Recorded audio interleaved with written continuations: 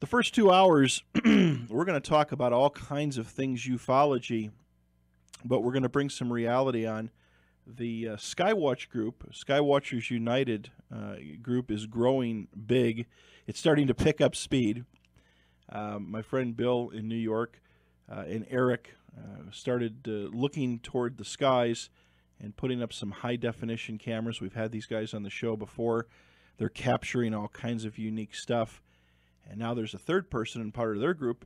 I've got some equipment I need to get my act together and get up and running. But we're going to talk to these guys for the next couple hours about what they're seeing, what it takes to get involved with this, what kind of equipment that you need, and tell you about they do live sky watches that are bringing huge numbers of people to their website. We're going to talk about that and how you can interact. And if you have some interest in doing this, again, all the basics to get yourself set up and get going. And even I'm sure they would be more than willing to welcome you to their network of cameras as it's starting to grow. Not only have coverage on the East Coast, but the Midwest and the Intermountain West and the West Coast and anywhere else around the world. Again, we talk about ufology and everything that's tied to it, but you've got to be looking up in the skies. You've got to take the time. Those things don't just happen in a matter of seconds on their own. They're not going to happen for you, I should say, in a matter of seconds on their own. You've got to keep your eyes up and look. So these guys have put a ton of effort into recording so much data. So we're going to go ahead and bring them on the line here real quick and see what we can do. Bill, are you there? Hey, Pat, it's Bill in New York. How are you? And all right, hello to all the listeners. Well, they say hello to you. Let's see if we can get the other guys on. Hang on.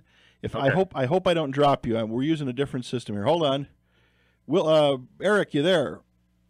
Yeah, I'm here. Okay, Eric. And William, are you there?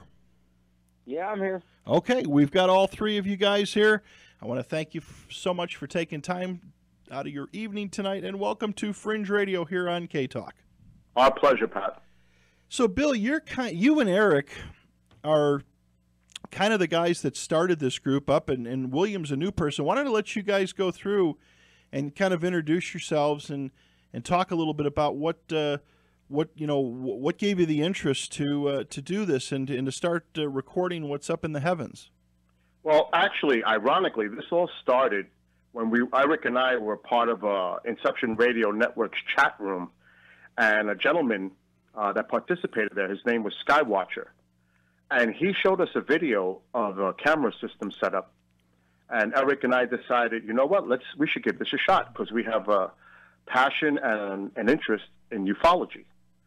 So we started with that equipment, I think a little bit over a year ago now, and currently we're using night vision. We've upgraded our systems, and actually all three of us are now using night vision. So pretty much it was that individual that inspired Eric and I to begin this process, and we've grown quite, I'd say, rapidly within the last year or so. So it's been a great experience. It was a learning curve, getting used to all the equipment, but now it's pretty simple of what the equipment that we're using today. So yes, it's a great experience. Having the opportunity to put this on YouTube live for people to view it and to enjoy the streams.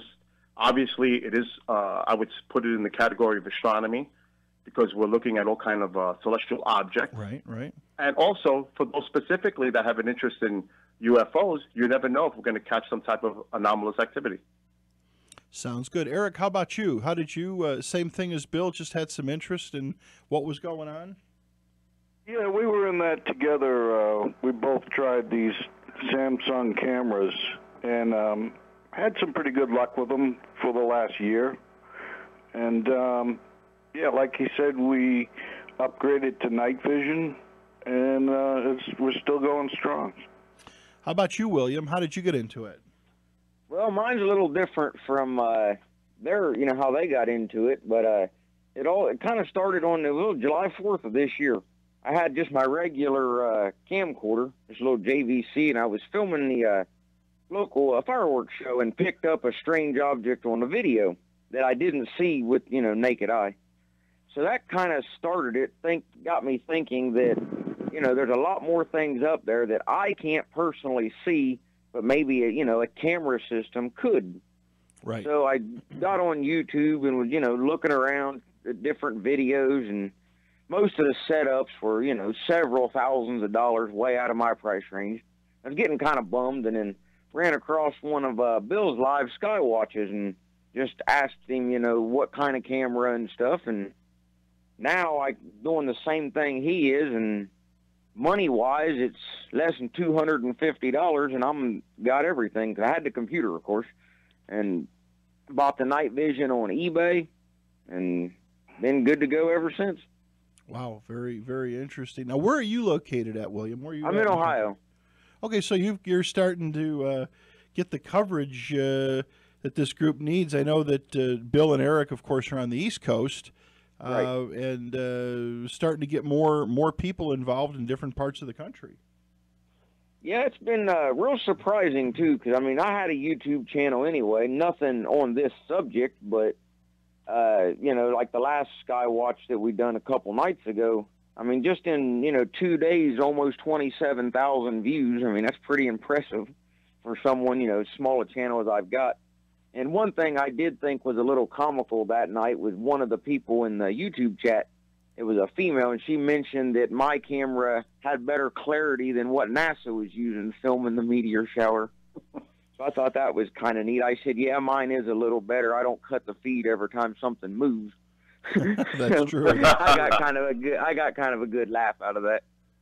No, that's interesting. Did you guys, Bill and Eric, did you pick up we just had the Perseid shower? Did you pick up a lot of activity with the Perseid? Yeah, actually, that's what Bill was just speaking about. He actually outdid me double. I had a cloudy night. He had clear skies. He had the 27,000 viewers. I ended up with 14. But yeah, we did it, all three of us, that night, and we actually did it, I think, for 3 nights. I don't know if Eric did it the third night, but I think Eric did do it 3 nights. But we did it for 3 nights: the night before the peak, the day of the peak, morning of, and then the day after. And we caught a lot of activity as far as the shower was involved. So I would strike it up as a success. I think that it was great. But see, the video that Bill was just talking about, right now you can see that video along with Eric's feed of an old live SkyWatch with his night vision, and a clip of an object that I captured last year. And you could see that at www.ufonightvision.info. And there's also a chat room in there. So all 3 videos are posted in there. Whenever we go live, you'll see the live stream there. And then you can engage in the chat room. And actually, I spoke with someone that also participated during that period of the Perseids. He's going to get a camera system now. So we'll be adding a 4th camera very soon. And hopefully, you will as well, Pat, in the future. I've got the camera. Yeah, we'll get your feed on there. And I'll explain the setup. All 3 of us will get into the details of that. So, yeah, we're trying. The objective here is to try to provide as many live feeds as we can from all over the globe, really, to provide access for people to view the SkyWatches and enjoy the footage that we're providing. Now, when you go to your page, when you go to this website, right now I'm looking at it, is any of this live right now, or is this all... No, this is all pre-recorded because the conditions where I'm at right now, it's very cloudy. And Bill and Eric, how the weather where you guys are? Same with me. I got all clouds and it's been raining. But on a kind of a side note, after doing a week's worth of SkyWatches, I almost welcome the clouds. Being up constantly from dark to daylight, you get wore out after a while, but it's a lot of fun. Oh, it is. How about you where you're at, Eric? Is it cloudy there too? Yeah, it's stormy. I'm listening to thunder outside. So not a good night for sky watching. So No, it gives us a break. It gives me a chance to catch up a little on reviewing and editing. Yep. And I just uploaded my Wednesday, the 12th Perseids meteor video just tonight. So did you, with watching the shower, with the meteor shower, obviously you guys captured a lot of meteors flying, but did anything else kind of show its, did anything else stick out that was a little bit unique intermixed in with it? Actually, on one of mine, I seen something go linear and then curve downward toward the left. And Eric and I, specifically really Eric, but I seen it on my last one, we're seeing these three objects in the sky moving at the same time, but in like a triangular formation. I am not saying it's a triangle, but we've been seeing this formation recently occurring in the sky. Eric has seen it. Eric can probably say a little bit more about that, what he's seen, but I seen it the last night that I did a live SkyWatch. I caught that at least 4 or 5 times in the last week. It seems to be something new. It's what looks like satellites going by slow, but they're in a triangle formation, and it kind of strikes me odd. It's wide enough that I'm not so sure that it could be a craft, a partially manifested craft or something, because it's such a large object if it was. But it's rather peculiar. One of the anomalies I've been getting lately. Uh-huh. Have you guys now? Bill, I've looked through some of your footage, and I know, Bill, you've kept in contact, or I believe you still keep in contact with Wilbur Allen, yes. And you guys did a lot of coordinating back and forth. And of course, he's been doing with he works for National Geographic. He's part of the White House staff. He's really, really heavy into it and brought a lot of public emphasis to it. But have you? I've seen some of your stuff. You guys seem to capture, even out of the Washington area, some of the same things, the bright globes that flash and fall off, some really interesting stuff. Yeah, actually, Wilbur Allen took the clip that I'm showing right now on that website and cleaned it up for me. He did me the favor, and it was his conclusion that it was a crack. Now, again, it's obviously in the eye of the beholder to come to their own conclusions on what they're seeing. But I believe that what I captured was an anomalous craft. I'll call it UAP because when you say UFO, people right away think flying saucer or alien related. So I think the terminology of UAP, unidentified aerial phenomenon, is probably better because we just don't know what these objects are. Right. But there's been some very strange stuff that's that with your films that we've seen. Oh yes, but like I said, the goal is to continue doing this because again, we do this. I would say an average of 8 hours a night, and every clear night when weather permitting, when it's possible, to do these observations. So we're constantly looking at this, and Eric and I, and I'm hoping that Bill gets one in the future. We have that DVR security system where we can record everything that we're seeing during these live sky watches. And then, like he mentioned, he was going through his editing process, and that's what we do to see if we missed anything. Because on the DVR, it's coming in clean. I'll just use that terminology as clean. Because what you see on YouTube has been watered down through the streaming process. So, yes, that is our objective, is to try to distinguish these anomalous activities and to, again, put them on the YouTube site, which mine is Bill NY SkyWatcher. Eric is American Road Warrior. That's all one word, American Road Warrior. And Bill's is Lucky 43113 on YouTube. So, yes. Now, when you guys are, and I think you mentioned this to me, Bill, when you guys are doing your sky watching and you have the stuff running on YouTube Live, it is somewhat interactive, correct? I mean, people can interact with you while it's going on? Oh, yeah. The other night when I was doing the one on my page, there was, at the peak time, I'd say at 3 o'clock in the morning, there was at least 150 chatters in the YouTube page.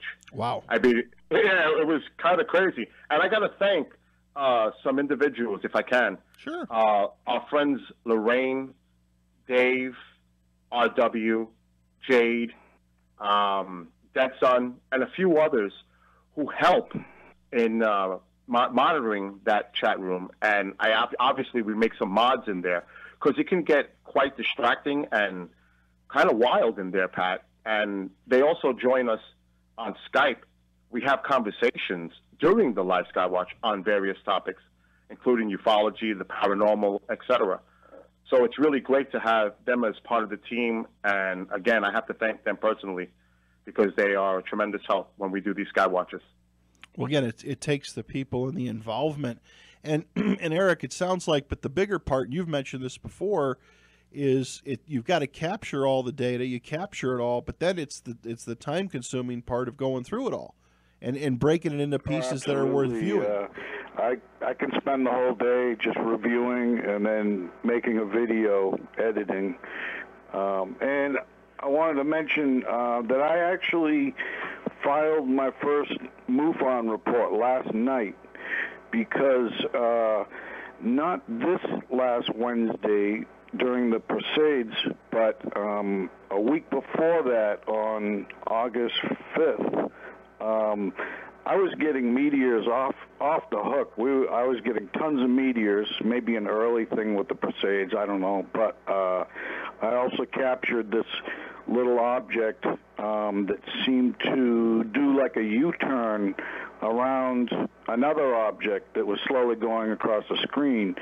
So, you know, it's basically a UFO, unidentified. So I've been, you know, getting people's opinions on it. They've been looking at it, and every single person that's looked at it said that's a UFO. So I figured, what the heck, I'll file a MUFON report, which I did last night. And then did you say? And then and send the clip into them? Yeah, right on the report page where you fill in all the blanks, it had a upload your video thing. So it took a little while because it's like a 3 gigabyte clip. But, yeah, I upload it, they have it, and so I'm curious to see what they do with it, what they find.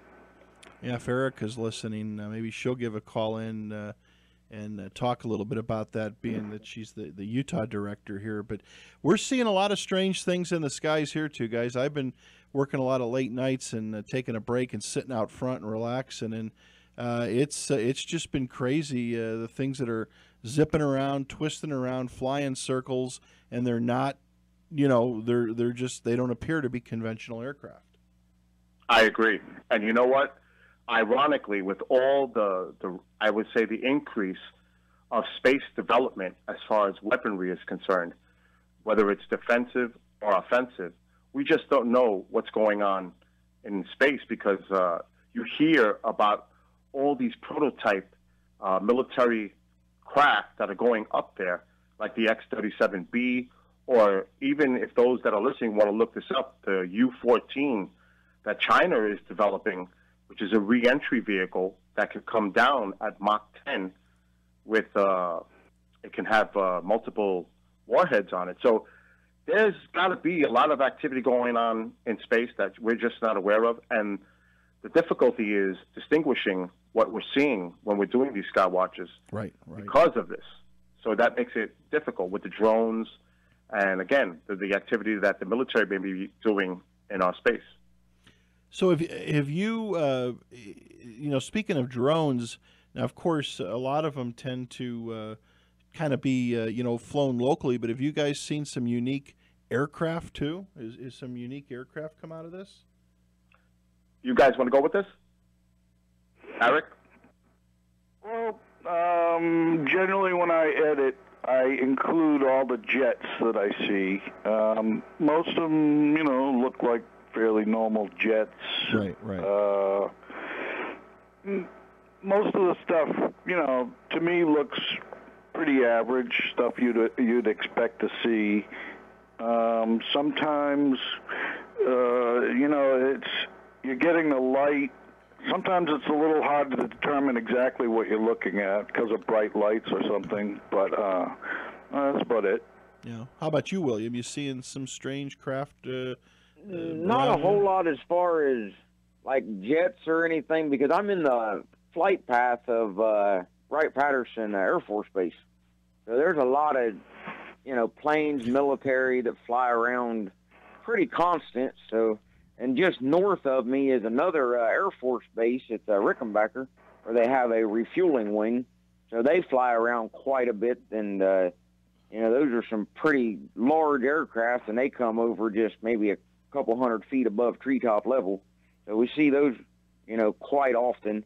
But I haven't really seen too much out of the ordinary, other than while I was doing the Perseids meteor shower. Of course, I haven't went back and looked at all the video I've done yet. I've got close to 30 hours of it.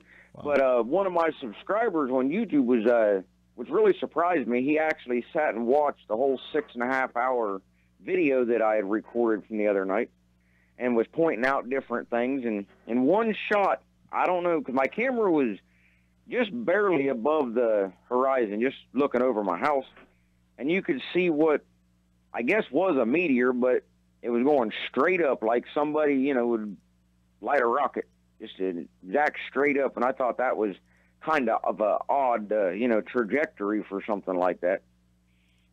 But yeah, you see a lot of things. It's just hard sometimes to determine what they actually are, but you just never know when you'll capture, what we kind of consider the big one, Right. Well, and again, like I said, you've got to have eyes to the sky.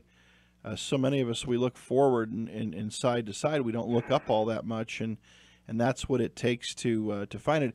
Living in that area, William, have you been in that Ohio area for a long time? Yeah, I've been here my whole life. I'm 32, and I've lived here my whole life. I mean, there's a lot of people that talk about, as far as UFO activity or what have you, that Wright-Patterson may be more hot than an Area 51. In all your years of living there, have you seen anything that's a little bit out of the ordinary? Well, not anything I could, maybe tie to the base or anything, but I've had two things I've reported to MUFON, and we actually have a local UFO society here in town that meets once a month. It's the Round Town UFO Society. We meet at the local library. Mm-hmm. That's always fun, getting different people's, what they're seeing around the area, because most of the time, as far as MUFON reports go, we're in the top 5 or 6 of the whole country every month. Right. So there's a lot of stuff being reported. Not a whole lot of it can be explained one way or the other, but at least people are reporting it. Yeah, that's the thing. Because we talk about I should say we talk about it, but you hear so much about maybe there's a little bit more hidden in those hangars in the underground side of that base than anywhere else. Of course, I was just a kid at the time and don't remember a whole lot of detail, but I was in Boy Scouts at the time, and our scout leader, her brother, had worked there at one time, and he told us a lot of stories of actually, moving around the bodies, like the Roswell and all of that. And he went into a little bit of detail, but, being just a young kid at the time, you don't really take things as serious as you probably should. Well, that's true, but having that kind of, that's some interesting knowledge for sure. And one thing, too, about these cameras we've been using, when you look on the live video, you'll see, thousands of stars out there. But if you walk outside and look up, standing right next to your camera, you might only see 5. So it seems to... say you pick up 100-fold more on the camera than you ever would with just your natural eyesight. Interesting. Another thing, Pat, that's a big advantage. All of us have had personal sightings in our lives. And again, this may have an indirect connection to what our interest is involved with as far as ufology. Right. Bill's had an experiences. Eric had one in Puerto Rico. I've had a couple myself. So I was a skeptic. I really was never involved in this stuff before the 95, us personally speaking. But after I had my 2 sightings, I just became so interested in trying to find the truth, the knowledge, and just an understanding of what exactly is going on in the skies. And Bill has a really interesting account that he's had. And Eric, I just want to ask you, for the listeners, where can they find that video that you were mentioning earlier?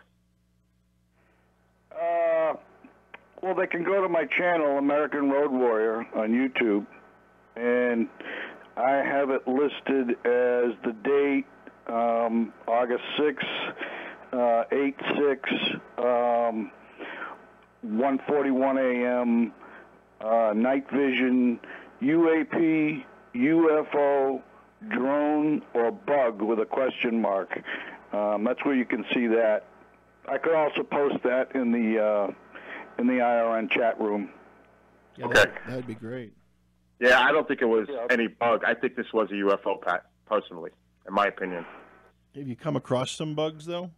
We get them all the time. Yeah, and another comical note on mine, which I didn't even notice it right off, but one of the people that watched it made the comment. At about an hour or so into my last video, my cat had jumped up on top of my shed and got in the shot, and all you can see is just a shadowy figure. So they all started saying I had an alien cat. But if you want, anyone would want to see my video that I've got of my unidentified object. It's only a 3-second clip because the whole clip was like 17 minutes at a fireworks show, and I just cut this part out. But it's on my YouTube channel as well. It's Lucky43113. And if you just go, I don't remember the exact title, but just go to the videos, and it's one of the fireworks videos. There's the long one and the 3-second one. You can on the page, on the SkyWatch page, that's the one that's running, right, Bill? Yes, that's his? And the one that I captured, a longer look at this UFO, on my page at Bill NY SkyWatcher as well. I mean, I'm looking. Eric, I'm looking at your group page that you guys have put together, that you put together. That's the video I was referring to is on there, the bottom. Yeah, it looks. When you look at it, it's interesting. The closer you look at it, it looks like it could be a shooting star, but then it's not a shooting star. It's much larger, and it carries itself off. Yeah, MUFON and everybody's been looking at mine. And yours, Bill, I don't know if it's just the way it looks, but yours looks like a portal opens up. You know, someone else mentioned that during the last SkyWatch, we had it was great. We had Michael Carter on, and we also had a gentleman named Mark Brinkerhoff, and he was discussing about these portals. And yet, as you know, you've had Wilbur on your show, and he discusses these portals. And a lot of the people that I speak with mention that there is the possibility of portals opening into other dimensions or whatever it may be that they're doing. But yes, this thing looks like it's curving up, stops. It does like a power up, it brightens up, and then it just zooms off. Similar to what you see in the Star Trek movies when it goes into warp. Right, right. That's what this thing looks like it does. It does. I'm watching it now, but what I find interesting about it is that, and if you don't watch the object, if you just look at the whole screen, it appears that something opens first, and then it moves through it. There's like a curvature coming from the top. Right. And that's the craft. It's coming from the top. It's curving downward, then upward, to the right, stops, and then it's gone. So, unfortunately, when this was filmed, you can only see what the film, because it's stationary, was capturing. What we're hoping to do in the future is to get some kind of guidance when it picks up an object that we could track it inside using some type of gyroscope with a mechanism, a motor.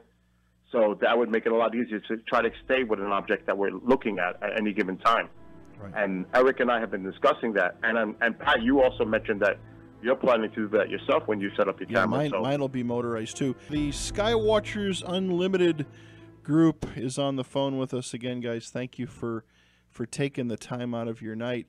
We were talking, Bill, or you were mentioning about the automated tracking system. So what you're saying is, eventually what you'd like to incorporate is a system that if you pick up something unique, you'll be able to remotely move the camera to maybe get a better shot at something.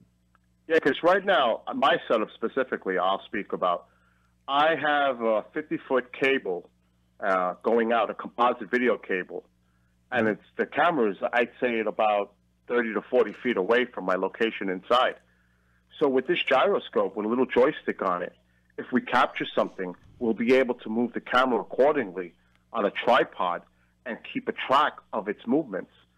So that would be beneficial just to see if it does any further movement, erratic movement. Because right now, again, it's stationary. So what we capture, you're seeing on the screen, moving across the screen, that's all we get. But it would be great to be able to track it. Because I could obviously stand outside and sit on a chair with a monitor or a TV set and just use it manually and try to track something. But in order to do the interface with the computer while you're doing a live SkyWatch, it makes it difficult. Not that it's impossible, but like I said, it's a little difficult. Now, the goal is here is to try to bring people in and to participate in the SkyWatch with us as far as getting a camera system themselves. Because I want to make a page. You see the page that I spoke of earlier. I would like to have a page with as many cameras as possible from as many locations as possible. And I'm having a friend, Jamie Havoc, and he's helping me develop a really good page to do this because, again, this is not an easy process to develop a page with all these cameras. Pretty much we have 3 there now. It could probably fit 6. But the goal is to get as many cameras as we can, again, from people from all over the globe, to put their SkyWatches on there and provide people a place to view all of these cameras in one location on a website. So again, that's the goal. And again, it's really easy to set up this equipment. The equipment that William and I are using, the iGen Night Vision 2020 by Night Owl, it's a really easy device interface to use. It has a RCA output jack on it where you just run it, a composite video cable, into your home. Then you have to purchase EasyCap. It's a software where the RCA plugs into and then turns into USB. And then it comes with the software, a disk that you load onto your computer, and you're good to go. You could do a live SkyWatch the day you receive all this equipment.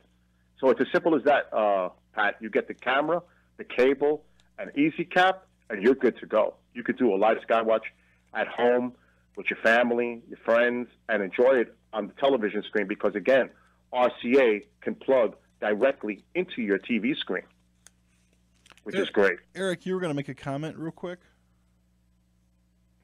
Yeah. Well, I might as well describe my night vision. It's a little different.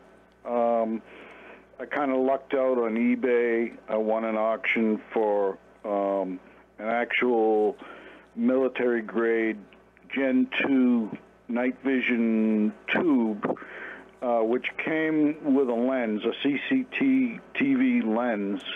I won that on eBay for $230, and those usually go for more like $800.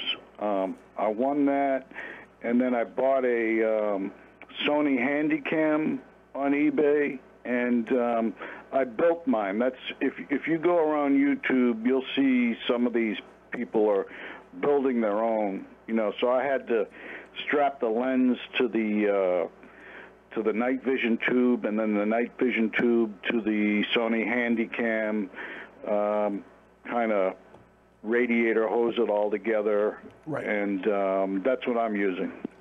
Is there, Eric, and maybe this would be a question for you, have you ever considered, or is there a way, guys, that you could get a panoramic type of view? Have you ever considered a panoramic film setup that it could, you know, watch maybe a bigger arc of the sky? It's possible. That's something you can do. The CCTV lens that I'm using now, it's a 70 millimeter. It's a fairly small portion of the sky. I got some information from a fellow YouTuber, UFO Lou in Australia. I got some information from him. He says that I ought to try a standard 35 millimeter f-stop 1.8 lens, and I'll probably get a larger portion of the sky. It's one of those things, the larger the portion of the sky that you're filming, the smaller the stars are going to be. So it's usually you're sacrificing one thing for the other, really. Gotcha. Or can you use, Bill, or can you guys use multiple cameras? We could, like Eric and I, we have a DVR that could fit 8. Well, I have one that could fit 8. Eric's got one that could fit 4. So we, in theory, we could have 8 of these cameras going, or 4 of these cameras, whatever it may be, at one time. So again, it's all about the equipment, Pat. It's upgrade. You just got to purchase the equipment as you go. Like I said, the one that Lucky and I are using, it's relatively inexpensive. You can get them on eBay for around $250. And then the cable and the Easy Cap, you throw in another $20. So for $270, you have a night vision comparable to Gen 2. Some even claim Gen 3. But, yes, it's relatively inexpensive, easy to set up, and anyone can do it. That's the whole good thing about this process. And we're more than willing to help anybody, too. Yes, that's another thing. The three of us are always available for anyone. If they need help, they can go to our pages separately on YouTube, or they can go into the chat room on that site, and we're there, and that we're willing to help. We just helped somebody, like I said, this week. The person told me today he purchased all the equipment, and he should be good to go in about a week or so. Very interesting. And let me ask you, what if you don't want to do the night vision? You can go even cheaper, correct? Well, you could do something like Eric and I started with, the SCB 2000. The only thing is we had to buy more components, the adapter. There's a couple of more pieces involved as far as equipment is concerned, and it really came out to be, I'd say, about $175. So for another $50 or so, you can get the night vision and skip all the hardships that Eric and I dealt with when we were dealing with the SCB 2000s. I am not saying that the SCB 2000s is not a quality camera, because it is. But once you get the camera, you also have to remove the IR filter for better lower light visibility, and that's a little tricky. So if you want to just skip right to what Bill and I are using, you go for this iGen 2020, and the guest you had on recently, Margie Kay, she's the one that told me about the camera, and that a lot of the MUFON individuals use this camera due to its cost. Gotcha. So it's really a quality size of it. camera. And it's a relatively small camera, too. It's only about 9 inches long at the most. Huh. Yep. Weighs probably 1.5 pounds, 2 pounds. So there's really not much there. So all you're really setting up is just your tripod, put the camera on it, plug your cable in, and pretty well good to go. So it's not a lot to have to mess with and take like all day to set up or anything. It's real quick. What was the model number of that camera again, Bill? The iGen 2020, like Vision, 20/20. Another thing too, it's monocular. It's got 4 batteries, AA, which Bill and I, we bought rechargeables. If you were to use regular batteries, they might last a couple hours. Tops, maybe 4 hours. With the rechargeables, we're getting 7-8 hours. I'm getting on my camera. And it's a monocular where it's the portable size that Bill mentioned. This is great for camping, hunting, any nighttime outdoor activity. It works excellent. So it's just not strictly for what we're using it for. It has other uses and applications. So it's really an overall great camera to have. Yeah, I'm looking at it. Yeah, it's made by Night Owl Optics. That's who makes it. They're out of Texas. And another feature that it does have that I don't think we've mentioned, depending on, what you're actually doing with it, you can change the color. You have the green night vision, black and white. You can even go red and blue, just depending on, what you're actually wanting to do with it. But it's got a lot of uses. And you can change the frame rate. So if you want to get 30 frames a second or down to 2 frames, it just depends on, what you want to do with it. It'll do it. And there is a camera model that has a mini SD card that you can record on it. If anybody would be interested, just go to, of course, I'm not trying to sell the product. It just works. Right. This Night Owl Optics, you can go to their website, and they've got a lot of different models with different features and things, but this is just the one that, we've been using and had good success with. Without a doubt. How much, William, maybe I can ask you all three, as far as footage goes, what's the average amount of footage that you're capturing and then editing through? Well, me personally, I haven't got into too much of the editing part because I've only been doing this just for a couple weeks. Luckily, a lot of my YouTube subscribers have been helping me out, marking down the times and stuff of when things are spotted, which makes it pretty nice. But in the past week, I've got almost 30 hours worth of footage on YouTube just in the last week. Wow. So, yeah, it's quite a bit to go through. I just haven't actually done it yet because I just upgraded to this Windows 10 and just making sure everything's still working before I do a whole lot more. But I want to start getting into the editing side of it, try to make some condensed videos to show more things. Gotcha. So you don't have to sit through several hours. But I do like to put in the comments the times, though, so if people just want to see what a meteor looks like, they can just, click on the time and look at it. Yeah, Eric, what was your comment? Oh, that we typically get about 8 hours a night of footage. Yeah. And, Pat, I just want to make a little clarification. I know that a lot of us are on budgets as far as spending money on, these kind of camera systems. But the difference I was trying to say as far as spending a little extra money, you're going from a security camera, the ones that you see that you use for your home, and you're familiar with the cameras that we use, the SCB 2000s. Yes. You're going from that type of camera to a night vision Gen 2 compatible device. So that's because these night vision optics, they're very expensive. They can run up to $2,000. So this is really, relatively speaking, an inexpensive night vision camera that you can purchase and, conduct these SkyWatches. I just want to clear that up because I don't want people to think, that it's nothing to spend $250.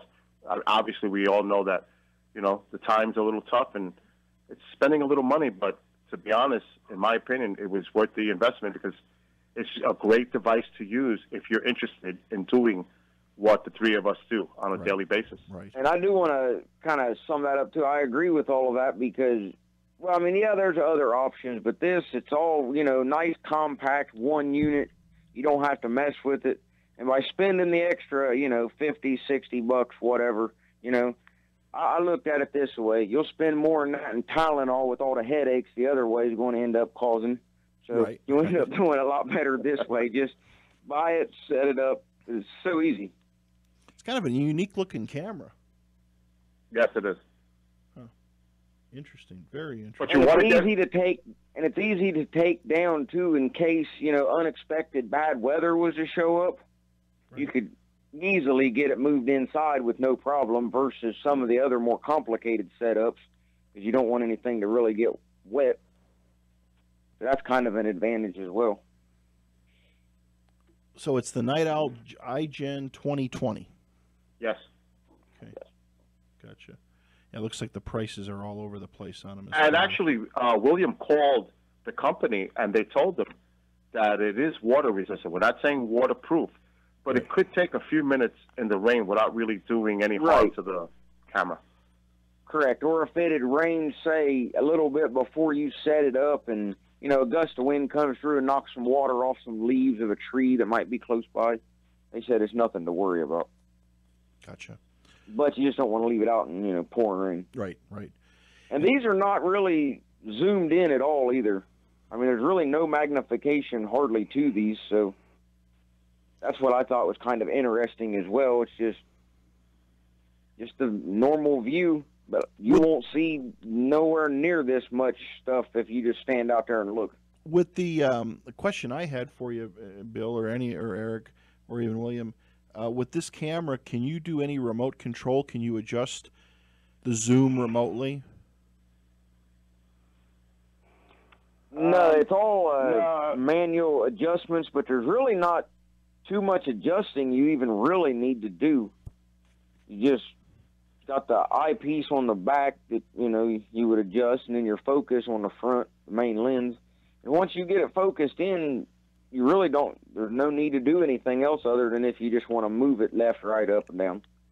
Gotcha, okay. So really no need to do a whole lot, because like I said, it doesn't really have a zoom feature. You just try to get it as focused as well as possible, which that can be a little tricky, but it's not too bad. Gotcha. So just go ahead and focus it, set it up, and sit back and wait for the aliens to show up. Pretty much. Pretty much. Interesting. We're going to take a break. Can we keep you guys around for another go-around? Well, I know William said he had some paranormal stuff, and talk a little more ufology and get your ufology. It's been a long day today. And we'll kind of get some of your opinions on some other stuff. No problem on my end. I'm open to stay as long as you want to keep me on here. What was that? As long as you want to keep me, I'll stay. All right. Well, we'll do an NBC News break coming up on the other side here. We've got the gang from the SkyWatchers Unlimited group. You can check out their webpage at